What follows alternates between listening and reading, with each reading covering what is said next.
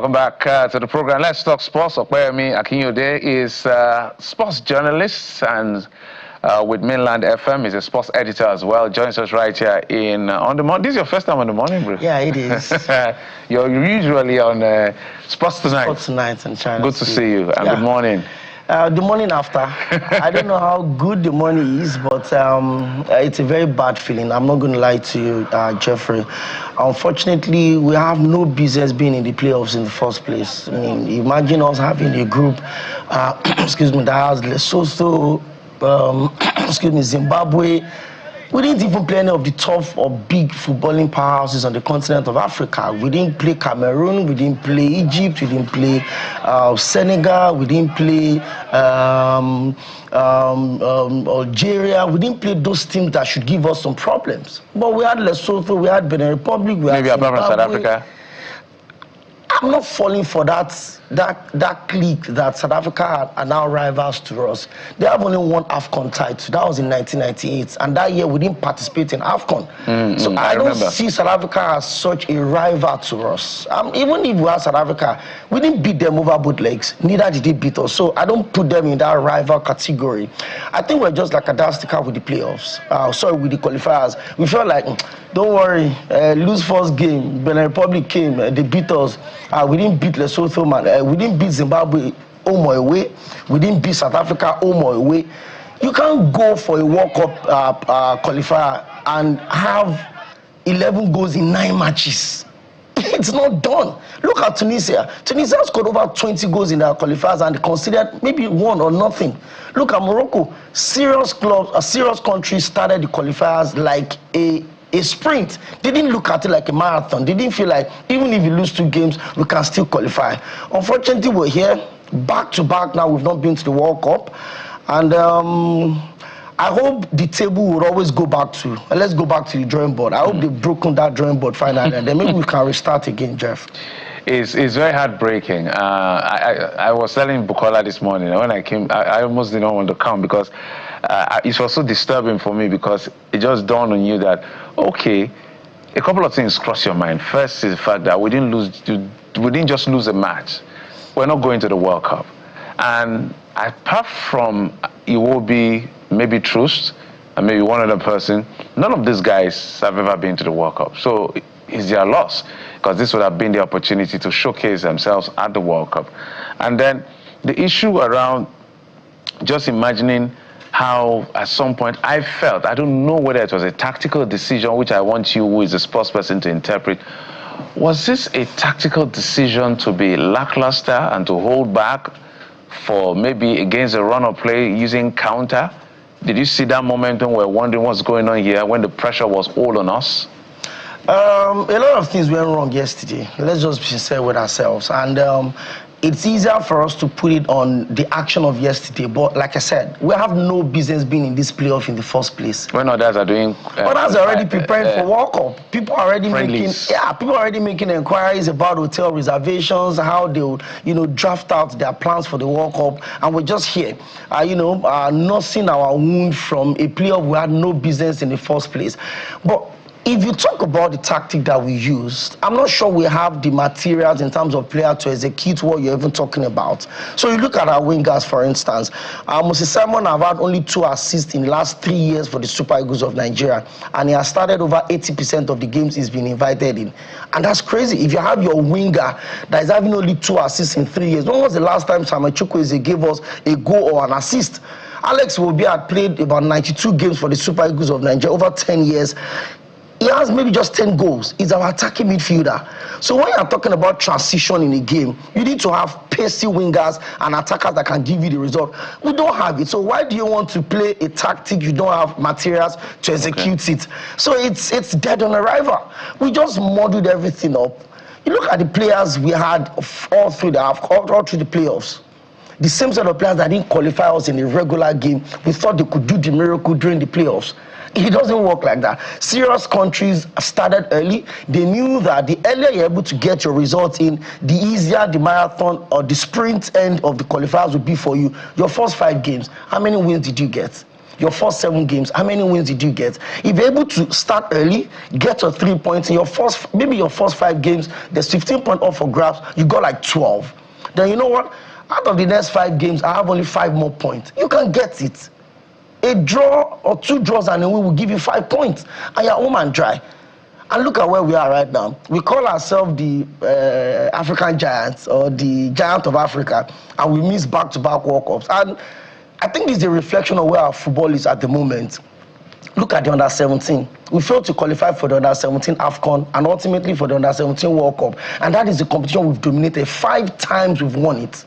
Look at the under-20. We're badly beaten by Argentina at the last under-20 World Cup. Look at the home Eagles, the Chan Eagles. We're beaten by Sudan, a country that have been in war for the past 3 years, that they barely have a functional league. They beat us 4-0. And then look at the Super Eagles of Nigeria. So maybe the only hope we have now is, you know, even look at the Flamingos, our young girls that went to the under-17 World Cup, they trashed us. Maybe so the Super Falcons. The Super Falcons also, even their control or their grip on African football is now being checked. Now we have the Bayana of South Africa doing some amazing stuff. And we have the Lioness of Morocco also doing some amazing stuff. But our football is stuck. We're not developing because we continue to recycle the same old people. And my father would always say, only fools does the same thing and expect a different result. So as long as we continue to have the same people running the football that we have right now, recycling people nominating people that couldn't fix the FA of their states, we expect them to come and do magic at the NFF. But speaking of results, what was significantly different between the match against the Gabonese and yesterday's match? Because that was an outstanding performance. We got carried away with the Gabonese win. We got absolutely carried away. We forgot the fact that it's just 3 days interval.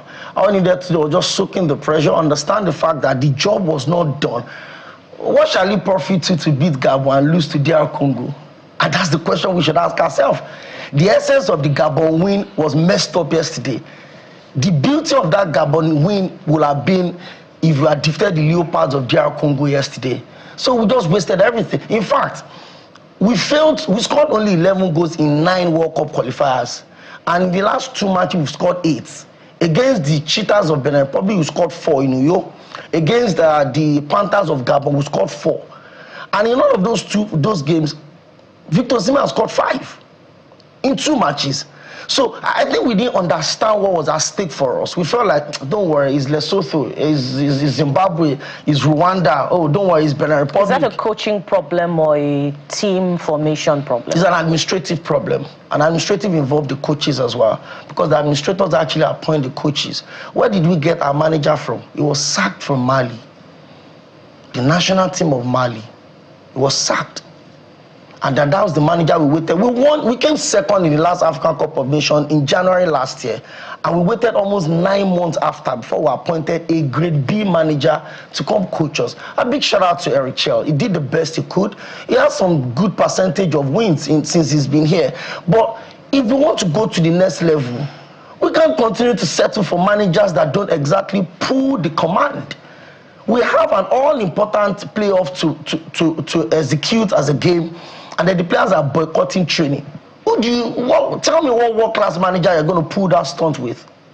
Jose Mourinho, Carlo Ancelotti, Pep Guardiola. Imagine if they were coaching national team. So you tell me that you will boycott an all-important playoff because of how much? What are you asking for?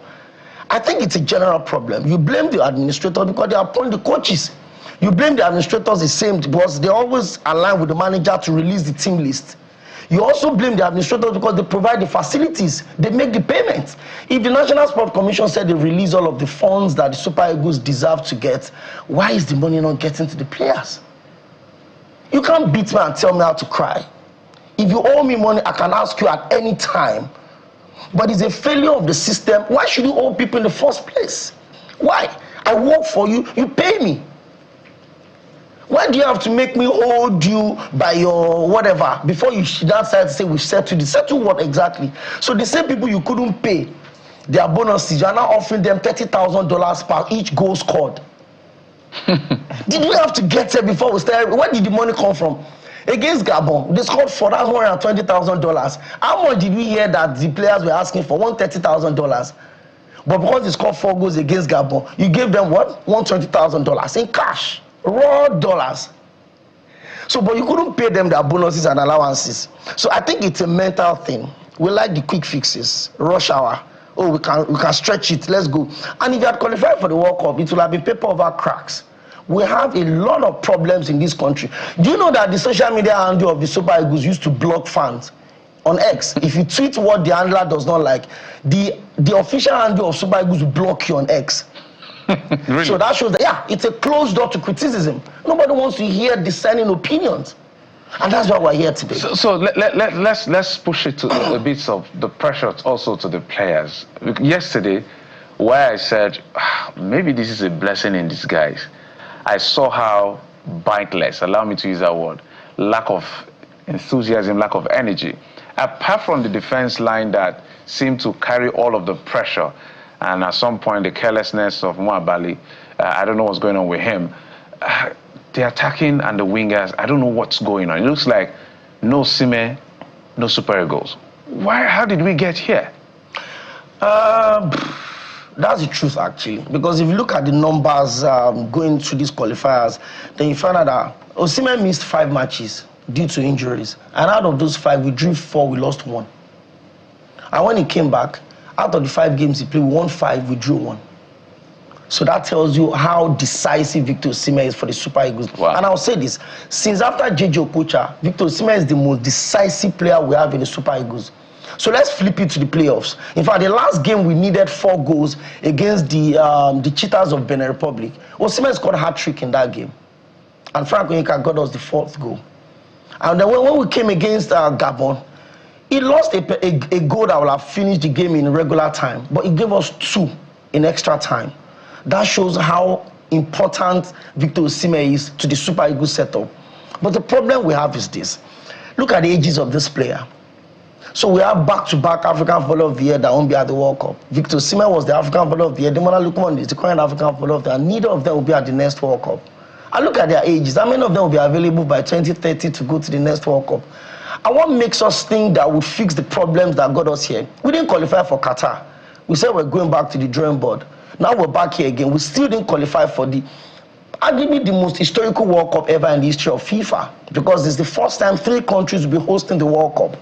And we're not going to be a part of it. 9 African countries will be. So it's so awful to imagine that the first time we have an expanded rather, for the teams.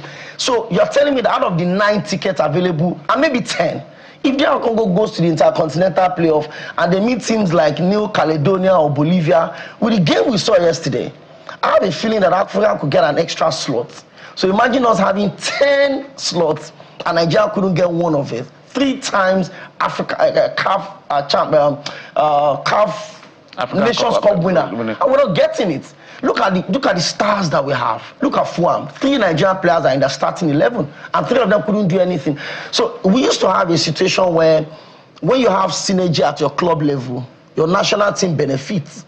So we have Alex Iwobi, we have Samuel Chukwueze, we have Calvin Bassey playing for Fuam. One would expect that we should see that synergy when they come to the national team, but it's a different ball game. You are asking the question whether it is maybe the players, this. You can't give what you don't have. And I'm going to be very emphatic on this space. We don't deserve to be at the World Cup. Serious team go via the regular qualifiers. You can't go through the back doors. Maybe God of Soccer wanted a second chance for us. But we keep talking about this same approach to, getting our teams together every other tournament. When are we going to get away from this, how do I call it now, this jinx? I don't know if it's a jinx. I think it's just the people handling the business of sports not understanding how deep a business it is. Serious teams are already going to the World Cup. They already signed partnership, media partnership. But you know that we barely have an official photographer for the NFF. They pick pictures from bloggers. It's as simple as that. So when you have people like that handling the responsibility, when you have a recycling process that throws away competence and brings in mediocrity on the altar of patronage, this is where we're going to. There's no jinx anywhere. Look at what happened to Morocco. About 7 years ago, the Moroccan football was in a bad place. What did they do? They sat back. They recycled everything. Morocco at the moment have the best sport facilities on the continent of Africa. Morocco can conveniently host the World Cup, maybe better than South Africa gave us in 2010, because they sat back and said, we have money. We have the resources. Why shouldn't it fix our problem? Look at the Moroccan national team, the men and the women. Look at their club size. Their under-20 just won the FIFA Under-20 World Cup. And they're doing amazing stuff. They don't have two heads. It's just about getting the administrators to do the right thing. Put the right people that are competent, that are capable, and good enough to do the job. I don't know who else will have to speak to do the right thing, because I think you guys who are on the sports desk and covering sports, you've been screaming at the top of your voice that the managers of our sports need a change. I want a bad word almost came out of my mouth, but I had to restrain myself because we can't keep repeating the same lamentation all the time. Managers of our, I mean the administrators now. I don't know what kind of administrators we have, but I want to play this video. We'll be seeing it going viral. Rochelle saying that they were using voodoo. I'd like you to respond to it during yesterday's penalty shootout. That's our coach. I could see that you were a bit frustrated with maybe some of the DR Congo staff members. Could you give us an update on what happened there? During all the penalty decision, a guy of Congo did some voodoo. Every time. So this is why I was a little nervous after him. Yeah. What did you see? Yeah, something like that. You know, with the I don't know if it's a water or something like that. You know, so I don't know. Quel est votre message? Rochelle is blaming it on voodoo. You know, sometimes when you see certain things, you want to think twice about it and be sure that this is not Does AI. Does voodoo work in football? But this is not AI. I don't know if it works. It depends on what you believe in, actually. I've covered games in the MPFL where the defunct MFM FC, each time they are coming to play games, they will always, you know, sprinkle water and then pray and all of that. So it depends on what. So first, is this video real? It's real. It's real, right? Yeah. We've got AI day. This AI. No, this day. one is not AI. So I think Eric Charles used to have his clutch moment. Remember before he got sacked in Mali, where he was on the touchline and then one of his officials was pouring water on his head. Yes. So now I think we have another one again. He's waving the flag. We don't know what the issues are, but it's just it's a reflection of how shallow what we have around us. You just lost a very important. Maybe these people don't know what football means to Nigerians. This is the only thing that brings us together. I've stayed in, by privilege, I've stayed in almost every region of this country.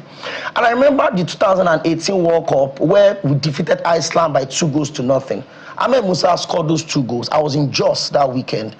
If Ahmed Musa had contested for president that night, he would have won the election. Nobody cares whether you're a maker or whether you are Jeffrey or you are Okpeyemi. Everybody came together because that is what brings us together. Over 200 million people had bad nights yesterday. Even though we felt like we didn't deserve to be here, but I mean, we had a second chance. It was a shot we could have taken, and we failed to do that as usual. So you were talking earlier about, you know, the inability amid the circumstances of players like Victor Osimhen, you know, to go to the World Cup and how old, you know, they would be ahead of the next World Cup. What would it do to their psyche? They've got themselves here, and that's the fact. You can blame the administrators, you can blame anybody you want to blame, but there's something they call moment of brilliance. And I can't remember the last time we had that within the Super Eagles setup. It's easier for us to pick out Victor Osimhen. He's arguably the best striker in the world right now. Highest goal scorer in the Champions League, highest goal scorer in the Turkish League. He's won the Turkish League, he's won the Italian Serie A with Napoli for the first time in over 30 years. You can't take anything away from Victor Osimhen. But the world stage is where the big boys compete. Haaland got 2 goals in 1 minute yesterday. He has scored 32 goals for club and country this season alone. That's between August and November. That's what big players does. Look at Kylian Mbappe. For club and country, he's in a wild form. He's also qualified for the World Cup. So when you are measuring the big players, the World Cup is the stake that unites all of them. You can be playing in Turkey, playing in France, playing in England, but the World Cup is where everybody comes together. And he's not going to be at the World Cup. And I don't know what it does to their psychic. That's if they sit back and reflect that, you know what? Imagine Alex will be playing over 90 games for Nigeria, not having any World Cup clutch moments. What does that say about you? You didn't win the AFCON, you didn't win the World Cup, you didn't do anything for Nigeria. Your numbers don't matter. Someone else can come in and play 200 games and everybody will forget about your numbers. What do you have to show for the numbers you have for the national team? Yeah, I don't know. Let's see how we overcome this moment. It's a very difficult, sad, so many lessons heartbreaking moment for me. Your analysis were quite apt and very, very concise. Thank you so much. Akinyode Ekpeyemi is a sports editor, Mainland 98.3 FM here in Lagos. Thank you so much. Thank you for having me. Thank you. Thank you.